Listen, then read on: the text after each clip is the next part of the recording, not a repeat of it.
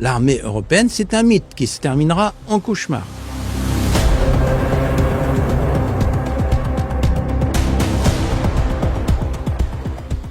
Après avoir vécu pendant des décennies, les dividendes de la paix, est-il temps pour la France de se préparer à des temps plus durs? Pour en parler, j'ai le plaisir de recevoir le général de Villiers, auteur de ce livre, donc Pour le succès des armes de la France, publié aux éditions Fayard. Bonjour mon général, bienvenue. Bonjour monsieur. Alors, première question, sommes-nous aux portes de la guerre et si oui, contre qui? Alors, je vous pose cette question, j'ai vu que chaque président vous l'a posée finalement. Donc, je me permets de vous la poser également. Je vous la pose aussi parce qu'il semble bien que la société française semble assez incrédule quant à cette possibilité d'un éventuel conflit à court, moyen terme. Oui, écoutez, nous sommes en paix depuis 80 ans. Il y a eu des conflits ici ou là, bien évidemment, et la France a été engagée dans ces opérations de guerre, mais nous n'avons plus connu la guerre telle que 1870, 1914, 1939, depuis 80 ans. Et ce temps de paix, finalement, a infusé les esprits. Et nous n'imaginons pas que la guerre que nous voyons à l'extérieur puisse un jour arriver chez nous. Alors d'abord en Europe, là nous y sommes. Ça a été un réveil cruel il y a 4 ans, presque jour pour jour, lorsque les troupes russes ont envahi l'Ukraine. Et pourquoi pas, maintenant, un jour, plus près de chez nous, voire à l'intérieur de notre territoire. Je crois que cette hypothèse, nous ne pouvons plus faire comme si nous ne la voyions pas possible. Et c'est cette hypothèse qui m'a finalement entraîné à écrire ce livre pour le succès des armes de la France au printemps dernier, parce que je vois se rapprocher l'hypothèse d'une guerre, soit en Europe, soit en France, soit les deux, avec en plus une fragilité dans notre pays, à l'intérieur du pays, fracturée socialement, fracturée territorialement, fracturée au plan des générations. Et donc, nous ne sommes pas au mieux de notre forme. Sur la question de la guerre, est-ce que vous ne craignez pas qu'on vous reproche d'agiter les peurs? Alors, je vous dis ça parce que justement, pour une partie de la population, la peur est perçue comme un outil utilisé par le pouvoir pour faire passer certaines mesures. En tout cas, ça a été un peu le cas ces dernières années. Ça expliquerait notamment les réactions qui ont été assez virulentes quand le général Mandon a dit qu'il fallait se préparer à des sacrifices. Oui, moi j'ai entendu ça pendant des décennies. Quand je réclamais des crédits pour remonter en puissance, ou en tout cas arrêter la décroissance que nous avons vécue, nous avons été laminés. Quelle myopie politique depuis 40 ans, depuis la chute du mur de Berlin en 89, en pensant que la paix était définitive et que la guerre était impossible, avec la fin du monde bipolaire. Non, en réalité, l'homme est un loup pour l'homme, et la guerre est inhérente à l'humanité. On le voit à l'extérieur, mais on ne veut pas le voir en Europe. Et moi, j'agite pas les peurs. Je me contente d'alerter. J'ai lu L'étrange défaite de Marc Bloch. Je connais mon histoire de France, mon histoire de l'Europe, mon histoire du monde. Et je n'aime pas la défaite. Je constate qu'en 1870, en 1914, en 1939, on se demande toujours comment les dirigeants français n'ont pas vu venir la guerre. Et en fait, il y a 3 cas de figure différents dans ces guerres, radicalement différents. Mais il y a un point commun, et c'est ce point commun qui me gêne aujourd'hui parce que nous n'en sommes pas loin. Crise politique, crise économique, crise sociale, crise financière, endettement massif, incapacité de réarmer, défaite. C'est l'enchaînement fatal que nous avons connu dans ces 3 cas. Et j'avais dit un jour que je ne voulais pas, quand j'étais chef d'état-major, être le gamelin du XXIe siècle, et je pense que j'ai eu raison de le dire. Il faut tirer la sonnette d'alarme. Il faut sortir de cet assoupissement de la paix dans lequel nous sommes. Je constate qu'il y a eu 2 facteurs pour réveiller un peu les Français, et singulièrement les dirigeants, parce que moi, je note une certaine peur désormais chez les Français depuis quelques semaines, quelques mois. 2 facteurs principaux nous ont réveillés. 1, la guerre en Ukraine, j'y faisais allusion à l'instant, et deuxièmement, l'arrivée du président Trump depuis 1 an, puisque les États-Unis, nous y reviendrons peut-être, se tournent vers le Pacifique et abandonnent les Européens. Alors justement, vous parliez d'aveuglement tout à l'heure. Est-ce que ce n'est pas un peu le cas? Est-ce que les Occidentaux ont vu ou voient venir finalement le basculement du monde avec un Sud global qui conteste finalement l'hégémonie des Occidentaux aujourd'hui, lesquels Occidentaux réagissent souvent avec prétention. D'ailleurs, c'est intéressant parce que on a un petit peu ce sentiment-là avec Emmanuel Macron et l'Afrique, le sentiment d'une prétention qui nous aurait fait perdre en partie l'Afrique. Est-ce que déjà, d'une part, vous partagez ce constat? Est-ce que vous pensez qu'il y a une forme d'aveuglement sur cette question? Oui, une forme d'aveuglement, bien sûr. Peggy disait, il faut dire ce que l'on voit, et plus difficile, il faut voir ce que l'on voit. Nous ne voyons pas suffisamment ce que nous devons voir. Bien sûr, le monde est de nouveau coupé en deux, de mon point de vue, d'une certaine manière. Avec d'un côté l'Occident, aligné derrière les États-Unis, mais il n'y a plus que l'Europe. On est tout seul, puisque les États-Unis sont en train de s'en aller vers le Pacifique, comme je le soulignais. Et puis de l'autre, un conglomérat d'États qui se querellent entre eux normalement, qui continuent à le faire plus ou moins, qui sont des États-puissances, qui ont des stratégies de long terme et qui sont capables de s'unir pour une seule chose, la haine de l'Occident et du grand Satan américain. Et ces États représentent 4 milliards d'habitants à peu près, quand nous représentons à peine 1 milliard, avec d'un côté une démographie solide, on voit l'Inde, 1,4 milliard d'habitants, et de l'autre, une démographie en baisse inexorablement. Et donc, c'est cette binarité du monde qui, moi, me soucie. Nous sommes aujourd'hui, les Européens, abandonnés par les Américains, parce que cette tendance, elle est durable. Nous sommes devenus les faibles du monde parce que nous n'avons pas voulu voir, c'était votre question, ce qui était en train de se passer. Et maintenant, il faut réarmer. C'est l'objet de mon livre. Il faut réarmer en urgence. C'était une nécessité quand j'ai quitté l'armée en 2017 sur mon désaccord avec le président de la République sur ce thème de fond, parce qu'il y a eu la forme, mais le plus important, c'était le fond. Je voyais venir cette situation à grands pas. Et c'était une nécessité, mais c'est devenu une urgence en 2026. Alors justement, vous appelez à réarmer le pays. Alors, pour poser le constat, dans quel état aujourd'hui se trouve notre armée? Si on se projette par exemple sur le conflit ukrainien-russe, est-ce que nous serions capables de tenir justement un tel conflit, tant du point de vue humain, logistique que matériel?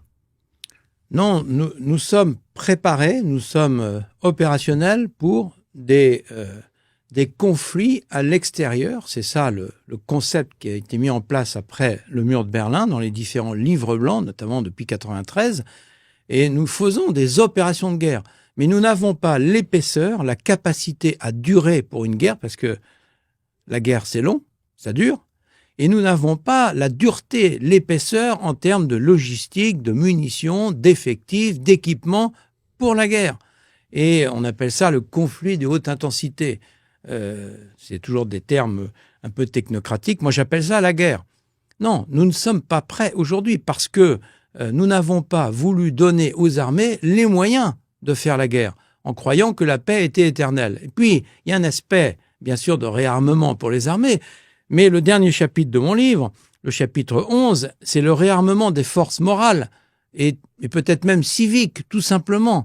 On a abandonné tout ça aussi. Il est temps d'apprendre à nos jeunes à aimer la France, dans les familles, dans l'éducation nationale, l'amour du drapeau, l'hymne national, la patrie, la terre des pères, la nation, cette communauté d'hommes et de femmes qui vivent sur une terre avec des valeurs communes, l'amour de la France.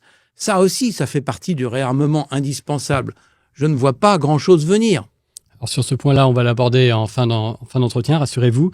Moi, la question que je me posais forcément, et que se posent à peu près, je pense, toutes les personnes qui liront ce livre ou qui s'interrogent sur la question, c'est comment on réarme la France? Est-ce qu'on a les moyens de réarmer la France, tant du point de vue financier qu'humain, tout simplement et également, est-ce que ça ne passe pas par une certaine casse de notre politique sociale à laquelle les Français ne seraient pas préparés? Oui, écoutez, il y a un bon livre sur la dette qui vient de sortir par le patron de BPI, M. Dufourc. Il explique que les 2/3 de la dette sont partis pour le social. Et c'est évident. Le régalien a été mis en sous-entendu, défense, sécurité, justice pendant des décennies pour financer le social.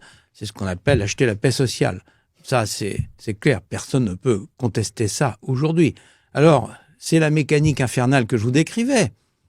endettement massif, incapacité de réarmer, défaite. Il faut sortir de ce cercle vicieux dans lequel nous sommes. Il faudra dégager les ressources financières pour réarmer les armées. Sachant que là, je parle de la France, mais il y a tout l'aspect européen dont j'espère nous reparlerons parce que c'est fondamental. Nous ne sommes pas seuls en Europe, heureusement, mais nous sommes, en tout cas c'est ma conception, la meilleure armée d'Europe aujourd'hui en opération encore, et je pense qu'il faut le rester et être un peu le chef de file de cette Europe nouvelle de la défense qu'il faut construire. Alors oui, il faudra, j'estime, 5 milliards par an pendant 10 ans. Donc nous sommes à 50, il faut passer à 100 milliards d'euros en 2035. Il faut cette vision à 10 ans, sinon c'est trop court-termiste. Nous voyons loin, nous sommes des stratèges, nous ne sommes pas des tacticiens. Et il faudra dégager les ressources pour arriver à ça. Et dans ces 5 milliards d'euros par an, il n'y a pas le financement du service national et de toutes les mesures d'accompagnement que j'appelle de mes voeux pour redonner envie aux Français d'aimer la France. C'est intéressant ce que vous avez dit. Il nous faut au moins 10 ans. C'est ce que j'ai compris. Aujourd'hui, on voit bien, on parlait du Sud global tout à l'heure, donc on voit bien la Russie, la Turquie, la Chine qui sont capables de préparer des grands plans sur plusieurs décennies de développement. Bon, la route de la soie, par exemple, pour la Chine. Est-ce que la France est encore capable d'avoir une vision à si long terme que 10 ans, ce qui est finalement très peu, mais on se dit aujourd'hui que dans l'état actuel du pays, 10 ans, ça paraît énorme.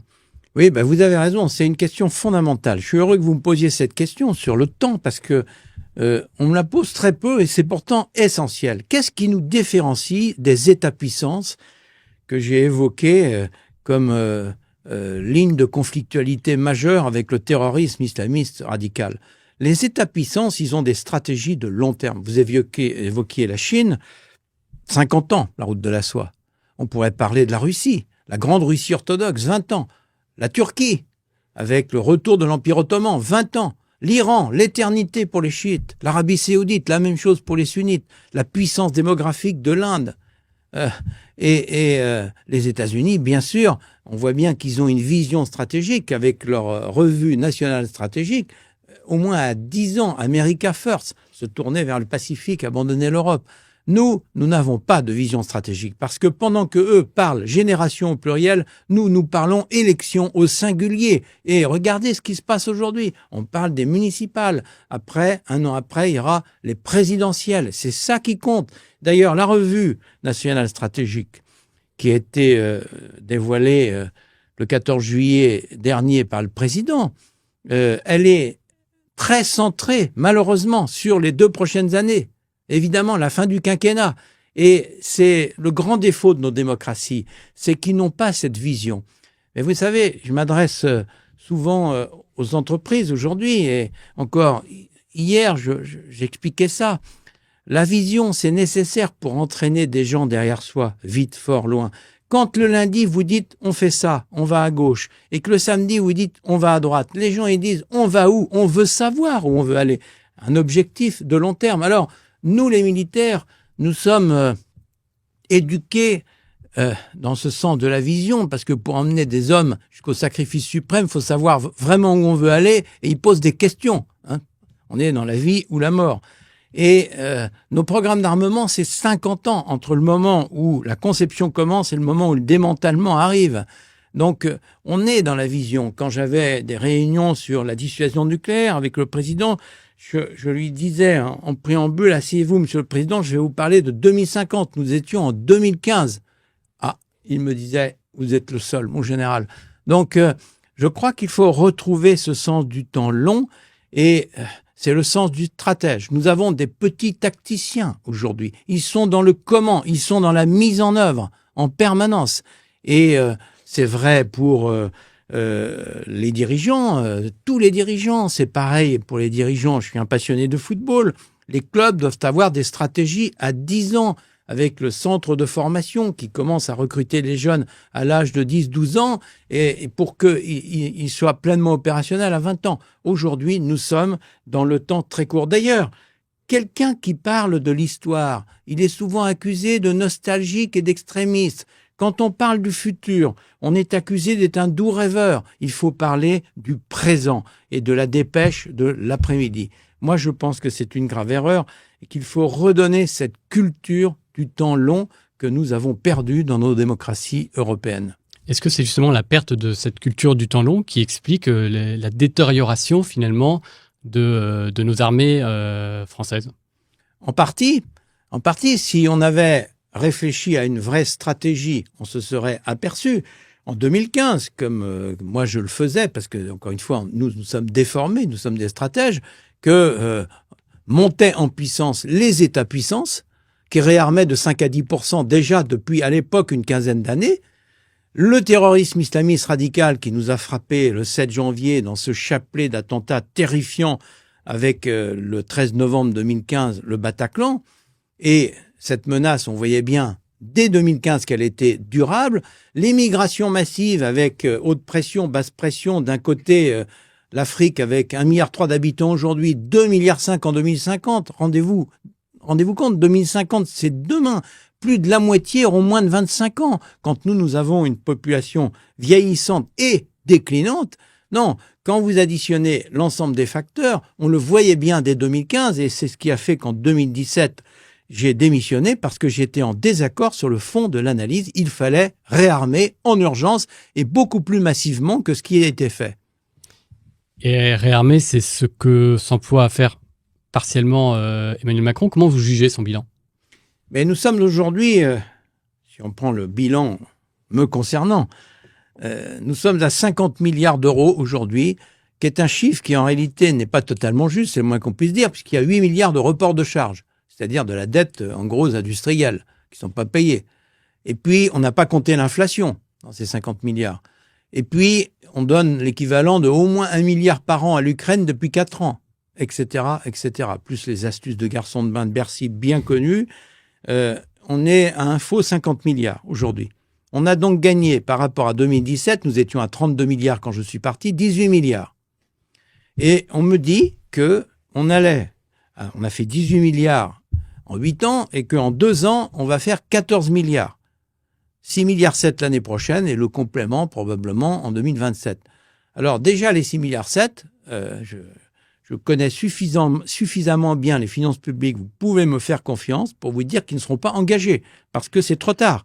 Il aurait fallu que tout ceci soit amorcé comme d'habitude à l'automne pour que les commandes soient passées, que les industriels puissent effectivement avancer.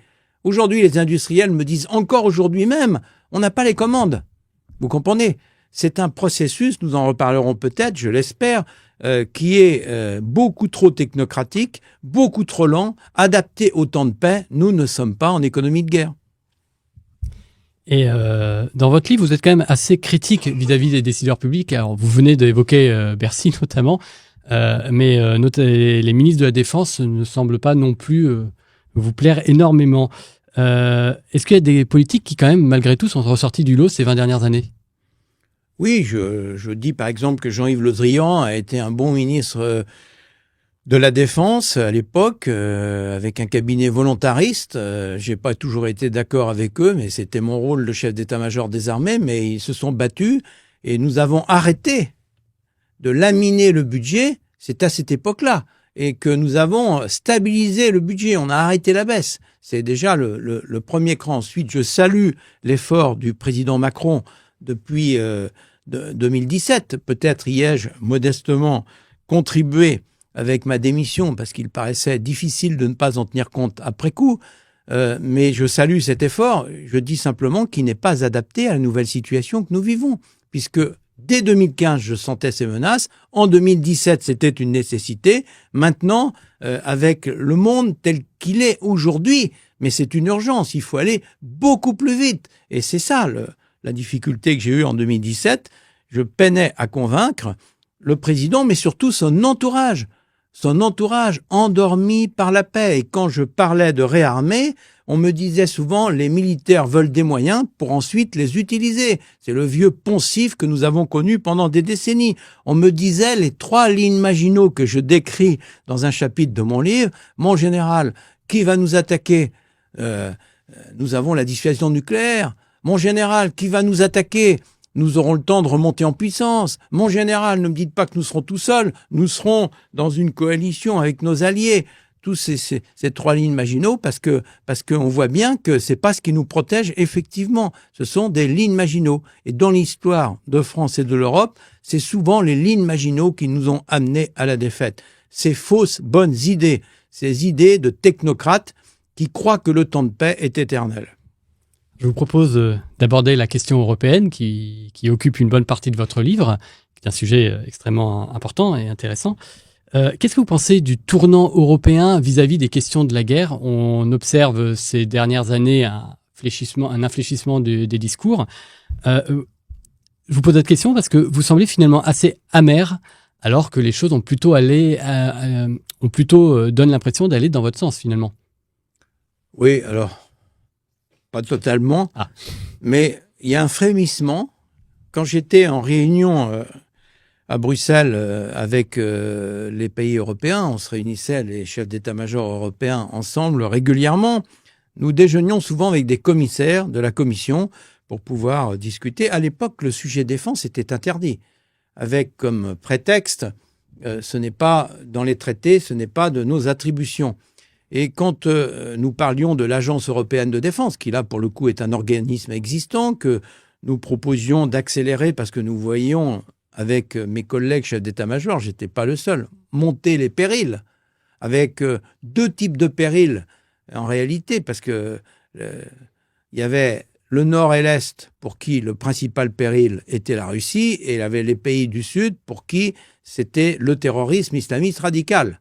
Et nous, les Français, on voit bien qu'on est un des rares pays, en tout cas, on est le pays avec la meilleure armée capable de fédérer un peu tout ça, ce que j'essayais modestement de faire. Mais je voyais à l'époque que l'Europe était complètement assoupie et tournée vers l'économie, la finance, mais surtout pas la défense, puisqu'il n'y avait pas de menace. En tout cas, pas suffisante pour construire quelque chose de solide, notamment au plan industriel. Depuis, les choses ont changé avec les 2 déclics que je vous ai décrits, la guerre en Ukraine et, depuis 1 an, l'arrivée du président Trump. Le réveil est douloureux. Et alors maintenant, c'est de bon ton à Bruxelles de parler de défense, de parler de moyens. On a parlé de 800 milliards. En réalité, tout ça, c'est l'argent des différentes nations, puisque les armées sont les armées des nations. L'armée, c'est l'incarnation de la souveraineté nationale.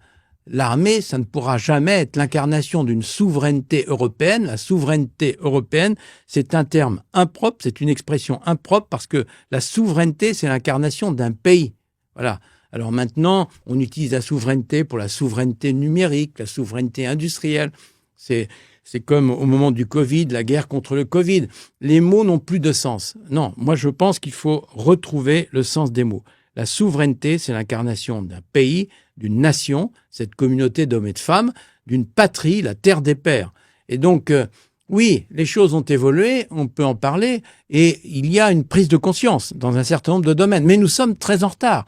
Le président Trump, malheureusement, à juste raison, dit à temps et à contre-temps que les pays européens se sont assoupis sous le parapluie américain. Sauf que le parapluie américain, maintenant, il n'est plus là. Et c'est durable. Et moi, je le sentais déjà à l'époque d'Obama, du président Obama, on voyait bien le virage et l'infléchissement. L'adversaire principal des États-Unis n'était plus pour soutenir l'Europe. L'adversaire principal, c'était la Chine et du côté du Pacifique. Donc, oui, il est certain que en Europe, il y a une prise de conscience, mais maintenant, il faut changer cette Europe, qui est une Europe fédérale qui ne dit pas son nom. Il faut arrêter de parler de l'armée européenne, qui est une expression impropre. J'y consacre un chapitre complet. Il faut parler de la défense de l'Europe et de la coopération européenne en matière de défense, avec des projets concrets à géométrie variable, plusieurs pays, pas les mêmes pays en fonction des domaines, pas les mêmes pays en fonction des coopérations, parce que c'est les nations qui coopèrent. Quand on est en opération, on le sait, la nation, le soldat d'une nation, il appelle d'abord sa capitale quand il y a un problème avant d'appeler son chef opérationnel. C'est comme ça sur le terrain. Et c'est cette Europe-là qu'il faut construire, que j'appelle de mes voeux. Alors, il semble qu'il y ait une prise de conscience, mais il faudra aller beaucoup plus loin pour que les choses soient claires. J'entends encore, sur les plateaux télé, souvent, l'armée européenne. Non, l'armée européenne, c'est un mythe qui se terminera en cauchemar. Sachant que vous entendez quand même beaucoup dire que la France est devenue trop petite pour se défendre d'un point de vue commercial, d'un point de vue économique, financier et militaire, se défendre seule face aux empires. Donc, pour vous, la défense européenne, au sens fédéraliste du terme, est une chimère, hein, si je résume bien. Oui, oui, d'ailleurs, quels sont les progrès en matière de défense européenne depuis le temps qu'on en parle? Ça fait des décennies qu'on en parle de la défense européenne. Le couple franco-allemand, la brigade franco-allemande, quand même une unité qui n'a jamais été engagée en opération, puisque les Allemands ne peuvent pas faire la guerre. C'est dans leur loi fondamentale. Il va falloir qu'ils changent leur loi fondamentale. Donc, non, je crois qu'on souffre de manque de clarté. Vous savez, l'ambiguïté, c'est le poison du stratège.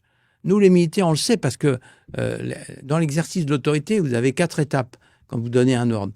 Et la première étape, il faut concevoir, il faut que ça soit clair, la vision. Ensuite, il faut convaincre. On l'oublie souvent. Hein. Et dans la conviction, il faut que les gens, ils adhèrent. Et le soldat, il pose des questions en disant, est-ce que vous êtes sûr qu'il faut passer par là ou par là, etc. Donc, ensuite, il y a la conduite. Et dans la conduite, on peut gérer les aléas. Alors, pour nous, c'est l'ennemi, la météo, etc., le terrain. Mais on ne peut pas changer. On garde l'effet majeur.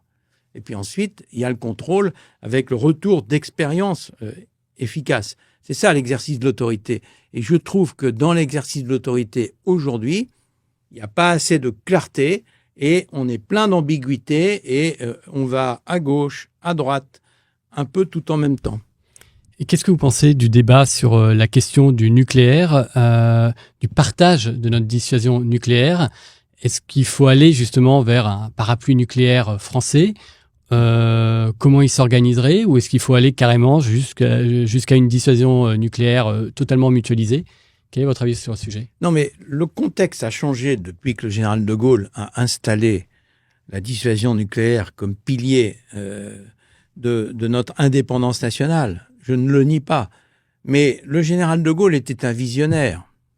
Quand on relit cette période, c'est quand même extraordinaire. Il y avait une opposition importante à l'époque parce que ça a coûté cher. On était à 4% du PIB, là où ensuite nous sommes descendus à 1,5. Nous sommes aujourd'hui à 2. On était à 4 à l'époque. Donc vous voyez la différence. Moi, je vous propose d'aller à 3% en 2035. Donc c'est bien modeste par rapport à tout ça. Hein. Et encore, notre PIB n'est pas flambant. Donc c'est aussi un souci. Non, le général de Gaulle avait tout prévu. Il y avait le pilier de la dissuasion nucléaire, à l'époque à 3 composantes. On a supprimé la composante tactique terrestre. On a gardé les 2 autres composantes aériennes et maritimes. Et puis un pilier des forces conventionnelles suffisamment robuste pour faire face à un conflit qui ne serait pas nucléaire. Suffisamment robuste, ça veut dire au même seuil de crédibilité. Le mot crédibilité est fondamental. Et nous avons perdu la crédibilité des forces conventionnelles, et les Américains nous le reprochent, malheureusement, en Europe, parce que nous avons désarmé. Tout ceci, en particulier en France, pour financer les dépenses sociales principalement. Il est temps de corriger le tir pour que nous retrouvions cette pureté stratégique du général de Gaulle. Mais quand il a conçu la dissuasion nucléaire, c'était clair dans son esprit, évidemment, que on était au cœur du continent européen, donc il y aurait une coopération nécessaire avec les pays européens, et il n'y a rien d'autre à rajouter. Qu'est-ce que vous voulez rajouter? Bien sûr, le contexte a changé. On me dit que le contexte a changé, oui, mais le principe d'une stratégie, c'est précisément qu'elle est suffisamment robuste pour résister au temps. Donc, bien sûr que c'est dans un cadre européen, mais la dissuasion nucléaire, elle est d'abord là pour assurer l'indépendance nationale, les intérêts vitaux de la France, je répète, les intérêts vitaux de la France, qui peuvent passer à l'occasion par, évidemment, une vision européenne, mais je trouve qu'il ne faut pas aller plus loin.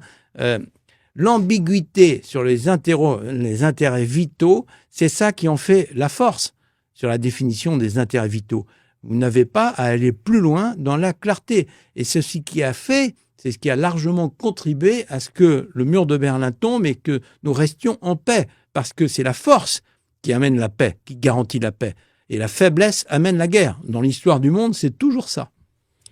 Si on parle de coopération européenne, alors il y a la coopération militaire, on va peut-être y revenir juste après, mais la coopération industrielle, et on voit bien, notamment avec le SCAF, donc le fameux avion du futur, avion de combat du futur, donc financé par la France, l'Espagne et l'Allemagne, on voit bien que ça ne marche pas. On verra à l'avenir si il est maintenu ou pas, mais à ce stade, on peut en douter. Est-ce que vous pensez que cette coopération industrielle a véritablement un avenir quand on voit bien que les enjeux ne sont pas forcément partagés entre les pays. Je pense notamment quand il s'agit d'acheter du matériel militaire, le Danemark va acheter du matériel américain et non européen. Oui, là-dessus, il faut voir clair. Qu'est-ce qui s'est passé ces dernières décennies ? C'est facile à voir. Pour être adhérent à l'OTAN, et l'OTAN, c'est d'abord les États-Unis, ils financent plus de 60% de l'organisation et ils en pilotent la direction, croyez-moi, et je m'en suis aperçu et je l'ai vu. Donc ceux qui croient qu'on pourrait maintenir l'OTAN sans les États-Unis, c'est qu'ils ne connaissent pas le fonctionnement interne de l'organisation et ça fait partie du paquet. Vous êtes à l'OTAN, il faut être interopérable avec les autres pays.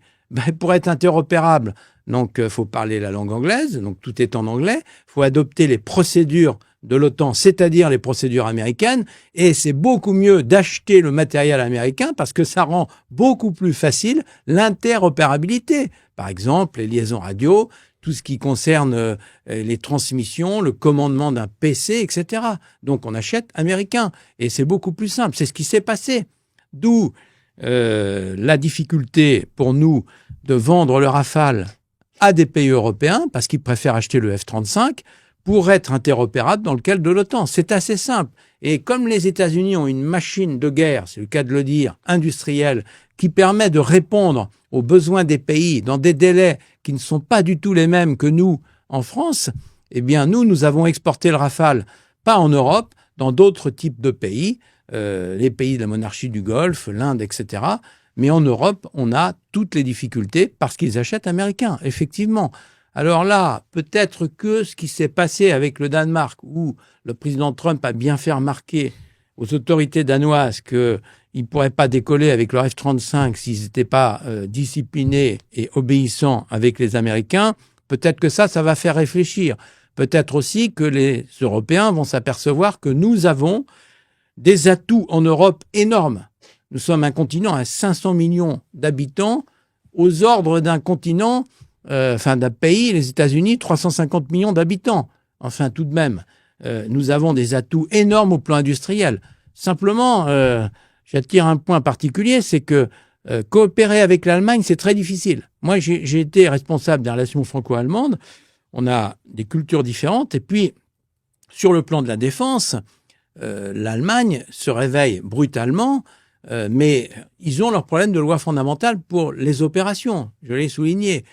Alors, par contre, moi, ce qui me soucie, c'est que là, ils mettent 150 milliards, enfin, c'est incroyable ce qu'ils sont en train de faire. Ils n'ont pas le nucléaire, donc c'est tout pour le classique, c'est énorme. Et à un moment, dans 10 ans, et c'est pour ça que je demande qu'on réagisse très vite avec une vraie vision à 10 ans, si ça continue, ils pourraient être devant nous en termes de leadership européen de défense. Alors, nous sommes en avance, nous avons 2 atouts majeurs.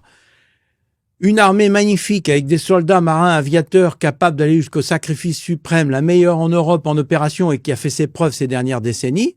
Et deuxièmement, une base industrielle et technologique de défense remarquable avec une petite dizaine de grands groupes tout à fait exceptionnels et des centaines de PME, voire de start-up avec des ingénieurs, le génie français en quelque sorte.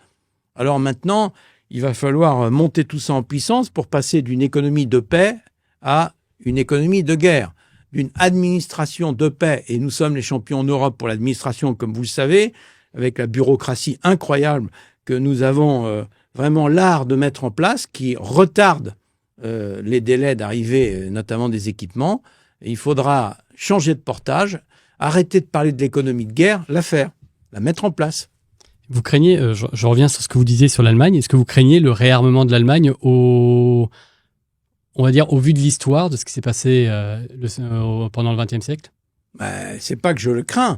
Je trouve que nous devons à tout prix en bénéficier pour construire un outil de défense européen, notamment au plan industriel avec les Allemands, puisque le plan des opérations, aujourd'hui, c'est compliqué avec les Allemands. Voilà. Mais au plan industriel, il y a des choses à faire. Mais j'attire votre attention sur un point, et l'exemple du SCAF est illustratif. Ce n'est pas facile aujourd'hui de travailler au plan industriel avec les Allemands, parce qu'ils sont allemands et qu'ils ont un sens de la souveraineté allemande qui est quand même importante. Et le fonctionnement de l'Europe aujourd'hui, c'est une Europe qui est quand même globalement assez allemande. Alors en plus, avec Ursula von der Leyen, qui préside aux destinées de l'Europe, c'est encore plus allemande. Donc je vois bien les difficultés du SCAF. C'est vrai que je comprends grandement Dassault qui n'a pas envie de livrer à l'Allemagne ses secrets industriels, les Allemands les ayant perdus depuis la Seconde Guerre mondiale, les cherchant à regagner leur influence industrielle perdue pour des raisons que nous connaissons tous. Donc moi, je ne crains pas. Au contraire, je m'en réjouis. Mais ça doit être une opportunité de sursaut pour l'industrie européenne, en mettant en place une vraie préférence européenne et en mettant des coopérations. Mais pour coopérer avec un pays, il faut être d'accord au départ. Clairement, il faut que ce soit clair au départ. Ça sera moins cher à deux ou à plusieurs que tout seul. Ça sera plus efficace au plan opérationnel et ça ne détruira pas en partie la souveraineté industrielle de chacun des pays. Si on est d'accord là-dessus, on peut y aller. Si on n'est pas d'accord, s'il n'y a pas ces trois conditions, c'est pas une bonne coopération. À ce moment-là, c'est une coopération idéologique pour fabriquer l'Europe fédérale qui ne dit pas son nom. Le monde a changé. On a changé de monde. Il faut changer notre système. Économie de guerre, réarmement massif, creuset national. C'est un changement profond. J'étais dans une ville récemment où on m'a dit qu'à l'hôpital, on faisait beaucoup de chirurgie de guerre. Qu'on est déjà dans une forme de dérive d'action de guerre sur le sol national. Il faudra résoudre le problème un moment ou un autre et ça ne se résoudra pas autrement que par la force.